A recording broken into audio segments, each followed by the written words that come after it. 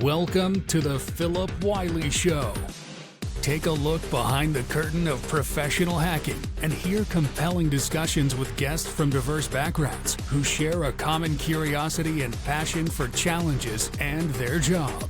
And now, here's your host, offensive security professional, educator, mentor, and author, Philip Wiley.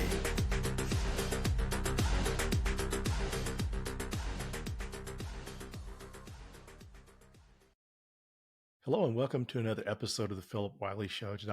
Today I'm excited to have my friend Syntax joining. We were connected on Twitter, or now X, and social media for many years, but we got to finally meet in person at B-Sides Philly this year. And as he mentioned before we started the show, that we've probably been in the same places sometime, but we finally got to, he introduced himself. We finally got to meet. A lot of things with the hacker culture is people have their handles, and a lot of cases don't have their picture as their avatar on different social media. So I wouldn't have recognized him unless he said something to me, but it was great to finally meet you, and it's great to have you on the show.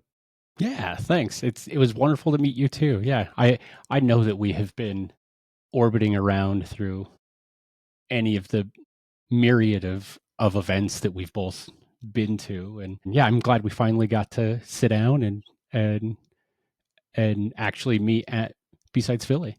Yeah, it's really cool to get to see DJ too. You do a really great job with that, so that's really cool. Yeah, thanks. That's one of the things I find interesting about the hacker or cybersecurity community in the UK. It's interesting how many people there over in the UK DJ. Yeah. Some of the funnest times I had was visiting the UK and really being immersed in that culture, because the EDM culture there is so different, and the technology and security culture there is so different. It's really, really neat. Did you get to attend any of the cyber house parties while you were there? I didn't. And it is something that I'm like, I hope maybe to catch one. But yeah, it would be rad. Yeah, it seems like they'd be fun, because I had someone invite me to one last time, and the company I work for, one of our coworkers had to eat kosher. So we spent a lot of time finding a kosher restaurant while we're there in London. And then by the time we got done with dinner, it was close to midnight when I got home back to the hotel. And I thought that the party almost be over with, because they said till midnight or whatever I thought on the flyer. And so they said, nah, that's not what we were still going on. But I ended up missing out. So I was kind of disappointed on that. So definitely next time there, I want to attend one of those. Yeah. That's definitely one of those things in the UK, especially. They'll be like, yeah, we'll close at midnight, which really means that's when everyone shows up. Yeah. So yeah, those looks like it seems like it'd be a fun experience. Like I said, it's just amazing how many people DJ. When you look at all these different people that DJ there, I mean, we've got, I guess, quite a few people in the US community, but just doesn't seem to be as high percentage.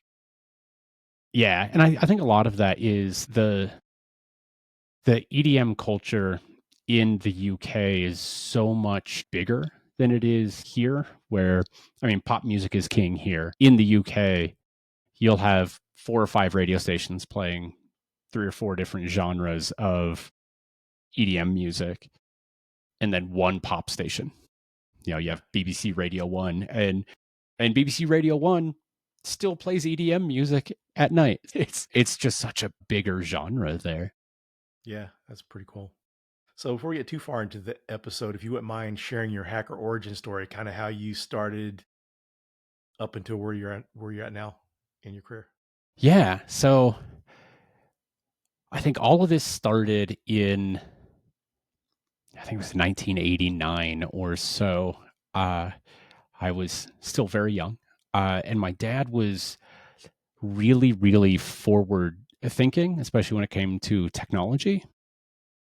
And he brought home a IBM clone, an 8088, and we put it together. I sat down with him and I helped. I was 10, so I didn't help a lot, but I sat there and I watched, and we got it all together, and we put all the discs in, and it wasn't finished by my bedtime, but I remember getting up the next day and going over there, and we turned it on, and it was just this black screen with this blinking cursor, and I was like, well, that's not nearly as cool as I thought it was going to be. And then Dad put in a disc and we started playing games.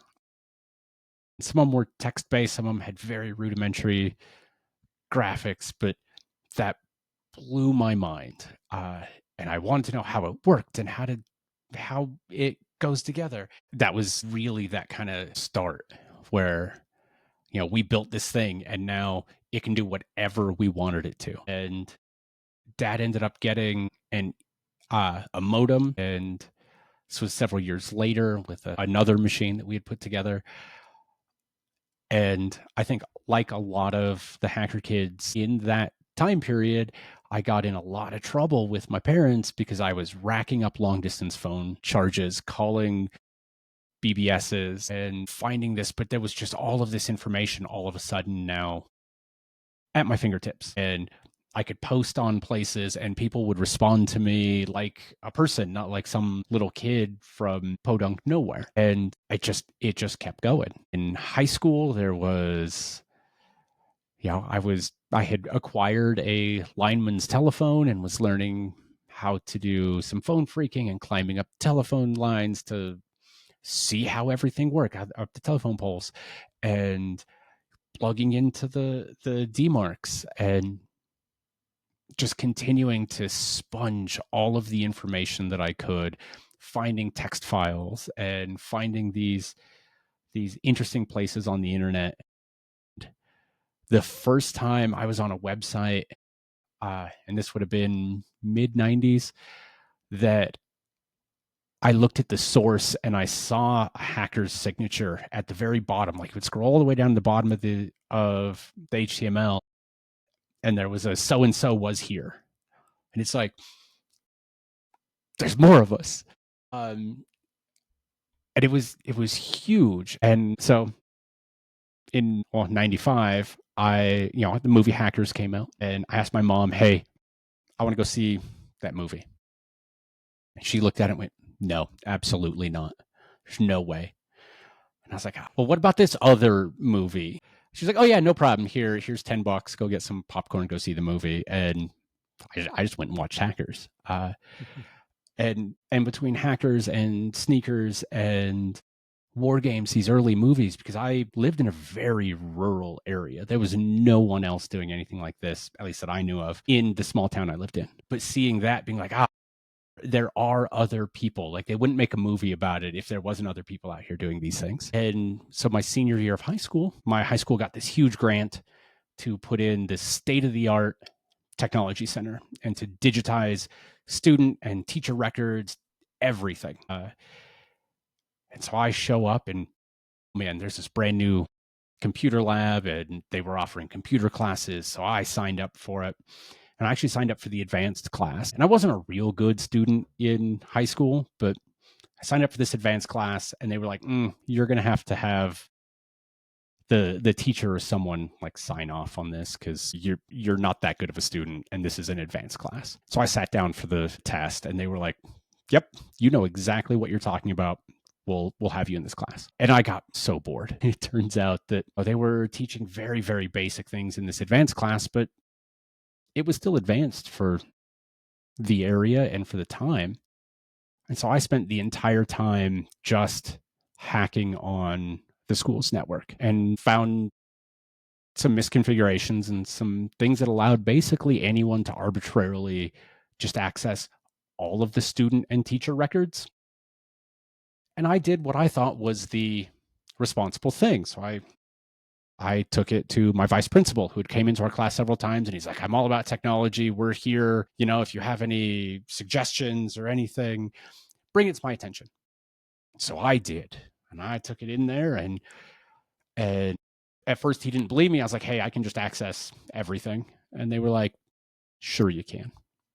And so I kind of nudged him out of the way, and I just pulled up his employment record, which I guess probably wasn't, looking back now, I should have pulled up mine and not his, but I was 17. He said, okay, cool, go sit out there in the waiting room. I'm going to call some people and we'll get everything taken care of. And I'm like, rad.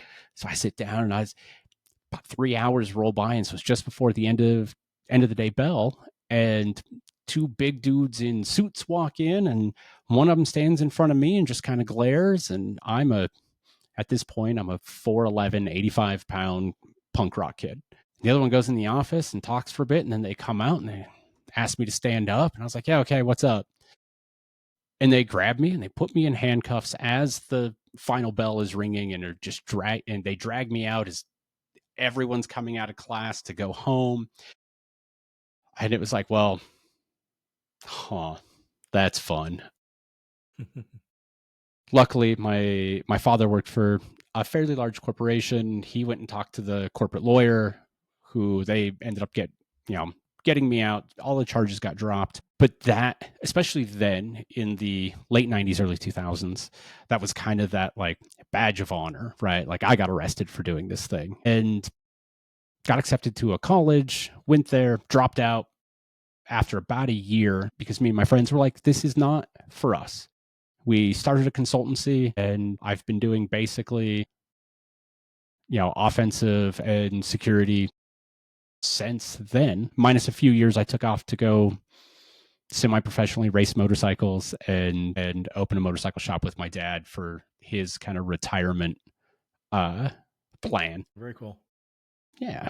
Pretty interesting about the motorcycle stuff, because I didn't know that about you. And it's one of the things that's cool about this podcast is getting to know people better, getting to know their backstories. So that's pretty cool that you got into it when you did. So you're kind of familiar with online communities before there was the internet. Yeah, absolutely. And the biggest thing there was it was always what you said, not what you looked like. Like, no one cared if you were a girl or queer or white or brown, or it didn't matter, right? It was all what you knew and what you said, what you posted. And that really kind of resonated with me, because when people would see me being this little skinny kid from New Mexico, they'd be like, what would you know about these things? But on the internet, early internet anyways, yeah, it was all, everyone used a pseudonym, everyone used a handle, and it was what you said, not what you looked like. And that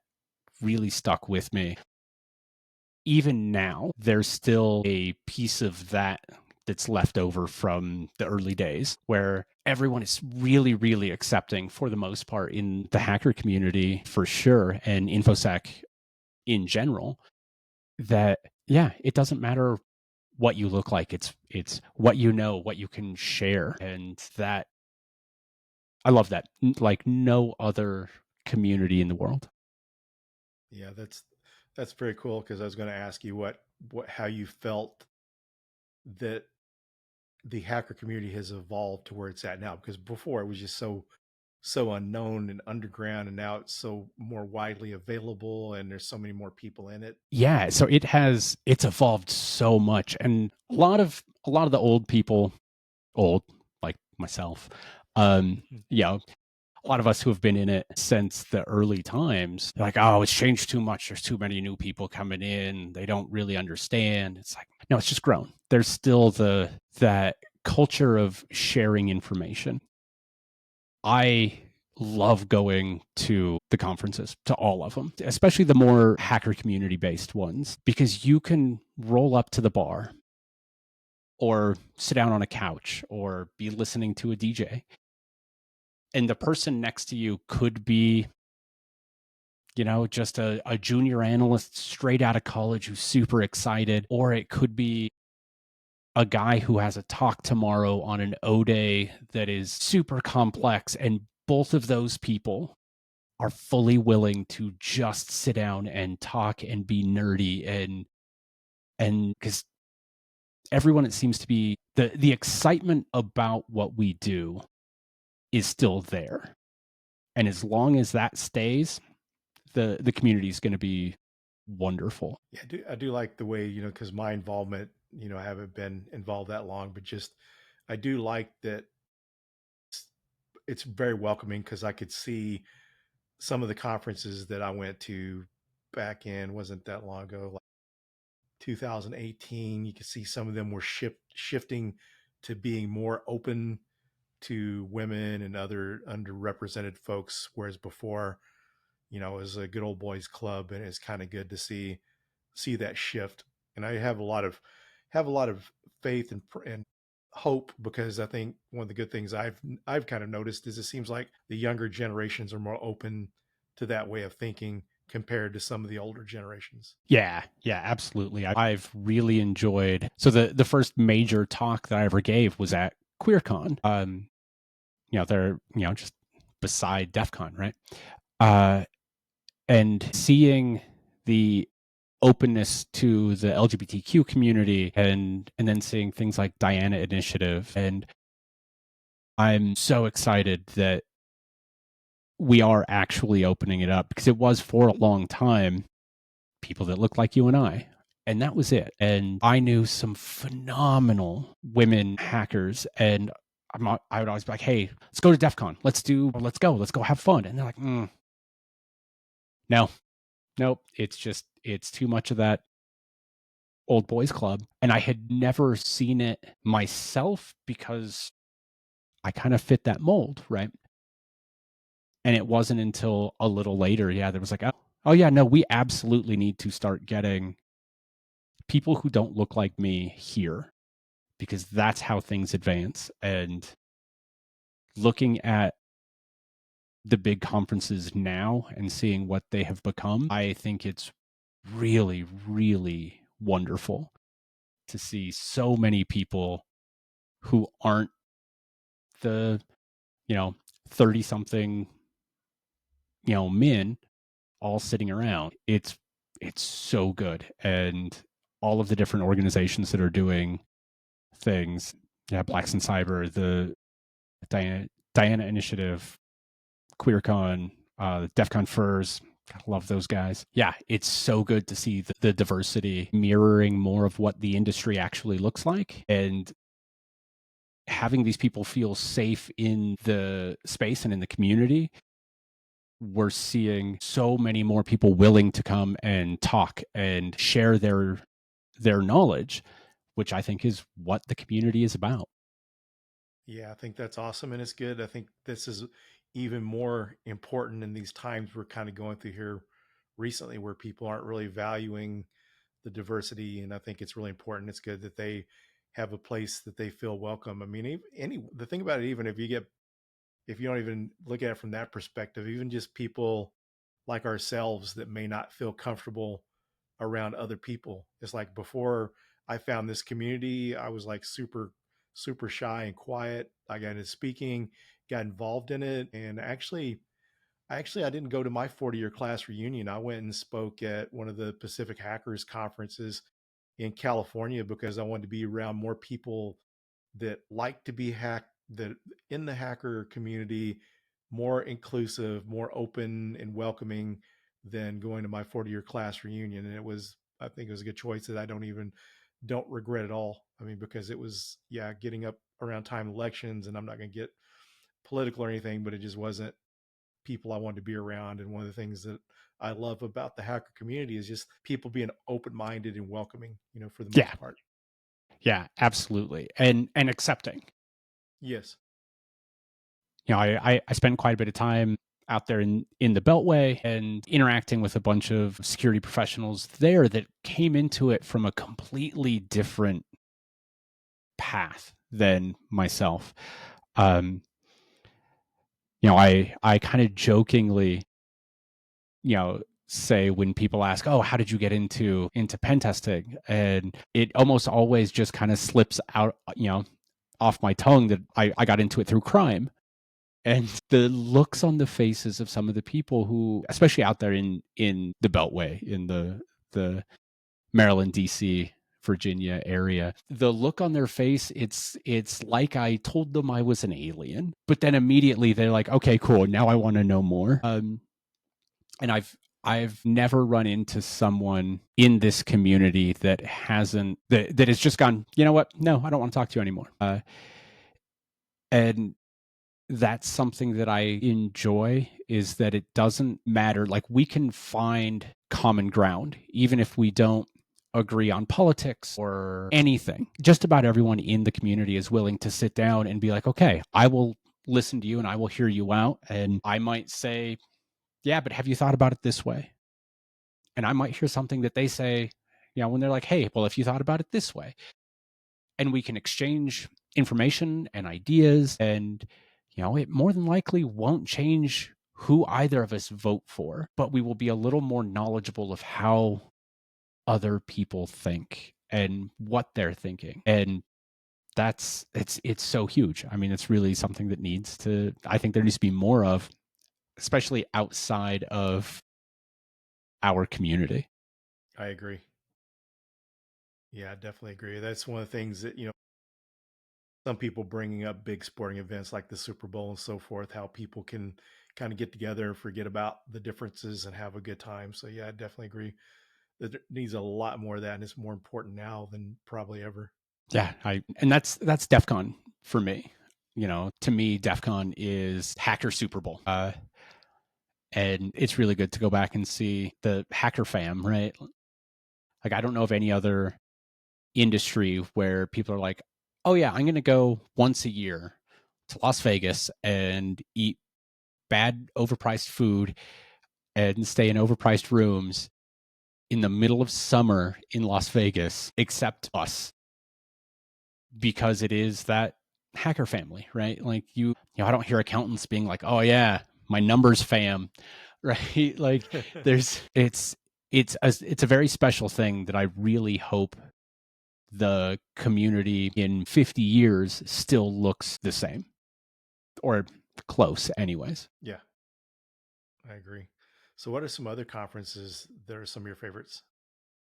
ShmooCon is up there. The shenanigans level at ShmooCon felt like old school DEF CON, especially after all the talks were done and everyone was in that itty bitty bar that was probably the worst bar in DC. The staff there there was zero care. They were like, whatever, we know you're going to sell out the bar and we're just going to go slow because we know you're going to wait because you have nowhere else to go. And Luna and I packed speakers and DJ controllers and would set up in the corner of the bar and DJ, because ShmooCon was very much like, we're not going to have DJs, we're not going to have big loud parties or big loud after parties in the conference area. If you want to do it, go out there.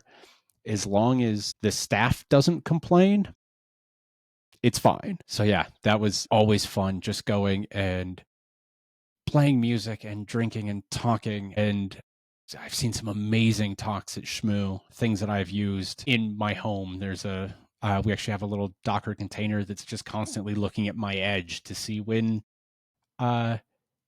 the internet provider we have goes down, or if there's like weird latency somewhere that's not inside my network. And I originally saw that as a Shmoo talk several years ago. Yes, I really like Shmoo. I really like all the B-sides. I've been trying to go to as many of them in as many interesting places as possible, just because they have a wonderful vibe to them. They're super chill. Every single one of them is different. Where Philly to B-sides Charm in Baltimore, or DC, or Albuquerque, or Las Vegas, right? They're all just so different and so wonderful.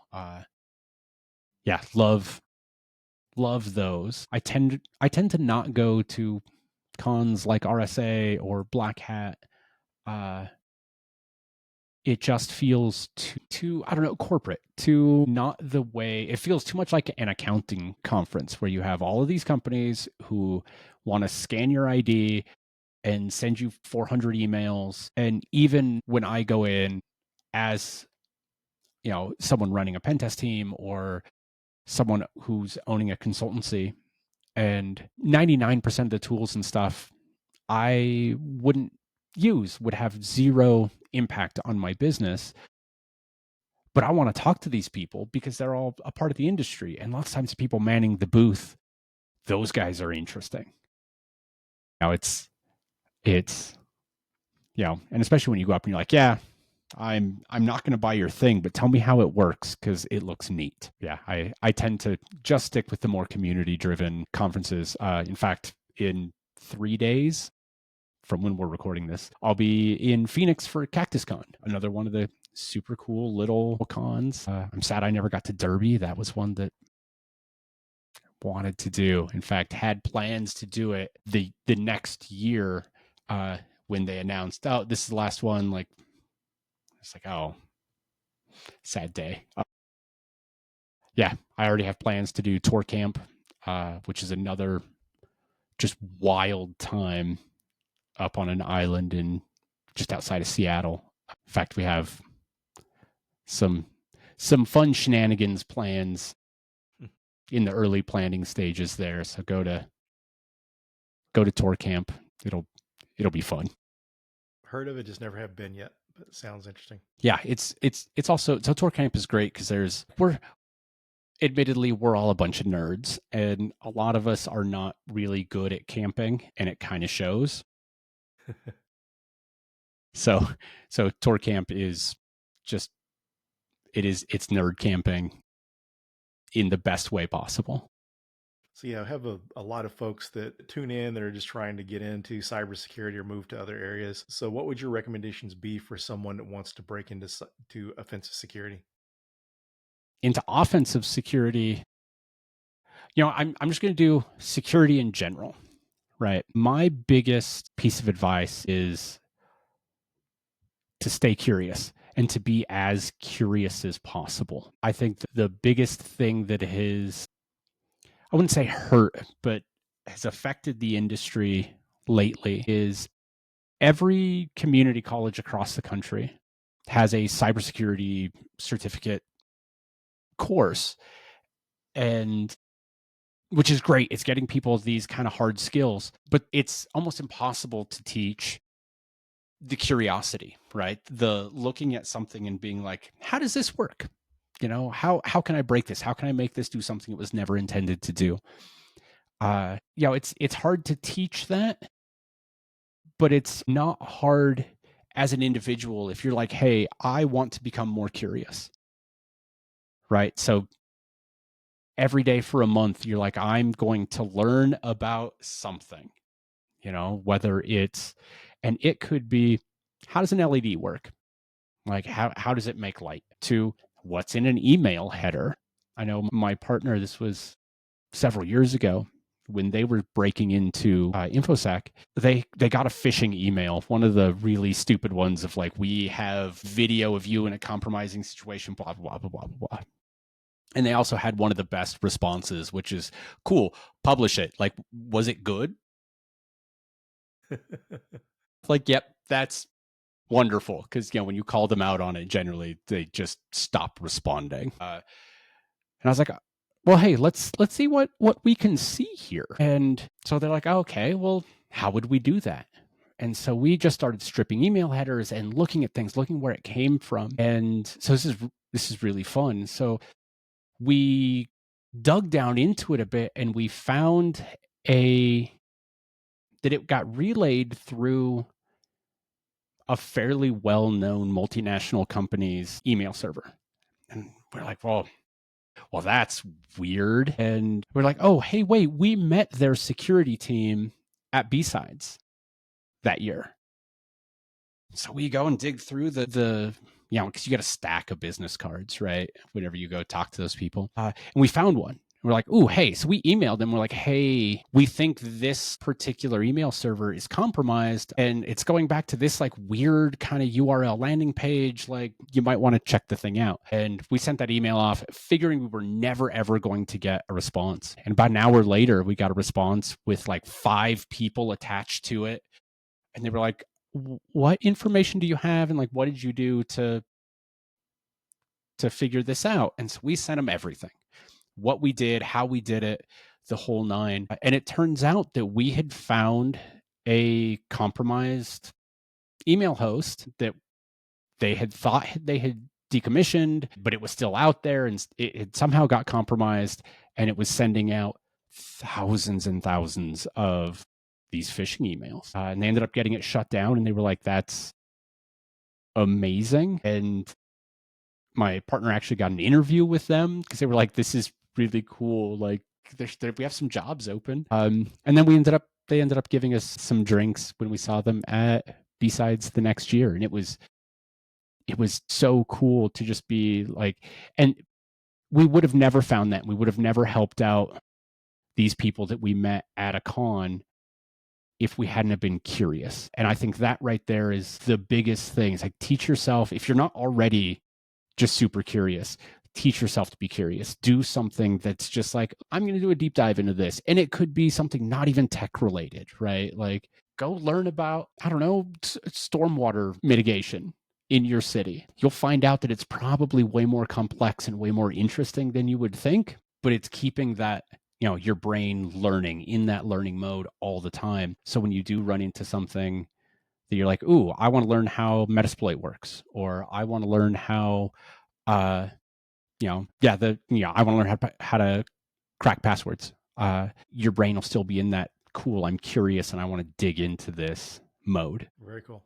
Great advice. So we're getting down towards the end of the episode. Is there anything you'd like to share before we close it out? Man, yeah, go to a conference. Everyone, whether you've been in the industry for 25 years like myself, or you're brand new, still in college, find your local B-Sides and volunteer. Show up and be like, I want to do something and learn. That's going to be such a huge advantage. And talk to everyone. I know it's really hard for most of us because we're all pretty awkward and shy. I did DEF CON wrong for the first probably 10 years I went to DEF CON, where I went to talks, I went back to my room, I maybe went to the bar once. I would sit in the corner if I got invited to a party, and that was it. And find your local hacker group and just go talk to people. Go talk to everyone. If you see me at a conference, come by. I might not be able to stop. I might be like having to go to a stage or something, but walk with me and talk. And if you catch me at the bar, come up and say hi. Also, buy a random person at a conference a beer or a drink, even a soda, whatever, because that will get you so much just time to just sit there and be like, cool, let's exchange some information. Let's gain knowledge from each other, because guaranteed, I still have things that I can learn from someone in college who's passionate about InfoSec. I can still absolutely learn things from them. Great advice. So yeah, it's been great having you on. Thank you for taking time out of your schedule to join me. Yeah, thank you for having me.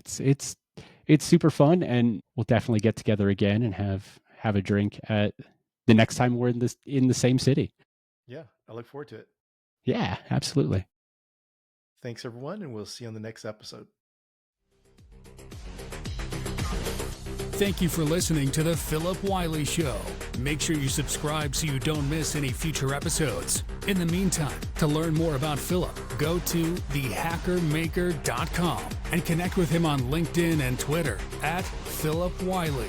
Until next time.